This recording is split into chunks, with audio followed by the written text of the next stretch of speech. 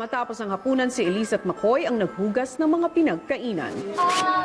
Suotin ko.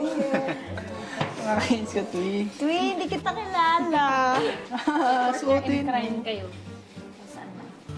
Kaya pala, Matching pa kayo ng cake. Mga losyang na talaga ako. Mga na talaga ang losyang. Napipil ko na. Wala akong sinabi mo. Ako na nga nagsabi para hindi na ano eh. Hindi naman kasi yung mukha kasi ibig sabihin ko doon. Joke lang. Feeling ko ikaw doon may revelation. Ano nga ako eh. Wala naman yung buhay ko. Hindi, kasi kanina, bakla ka ng bakla. Lalaki ka eh. Baka mamaya maupakan mo ko ah. Wala na, Nico. Nakalimutan ka na ng partner mo. May iba na siyang partner, oh. Magkasama sila, parang... Hindi mo, 3 plato lang hinuhugasan, kanina pa sila dyan. So, saan ang drama ng buhay mo? Wala nang drama. Kaya hanggat ako. Ikaw?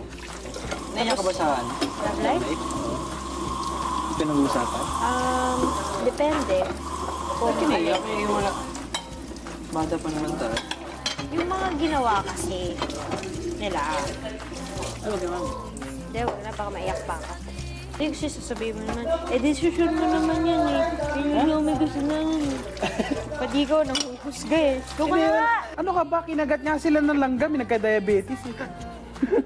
Tutuwa sila sa atin, no? Oo nga.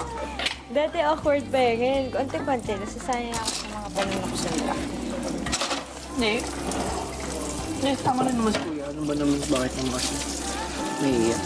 Oo nga. Ayun naman pala. Edi go! Mag-getting to know you pa kayong dalawa. Hi mga kapamilya! Be updated with the Pinoy Big Brother housemates by clicking the subscribe button and watch all the latest videos by clicking the I button above.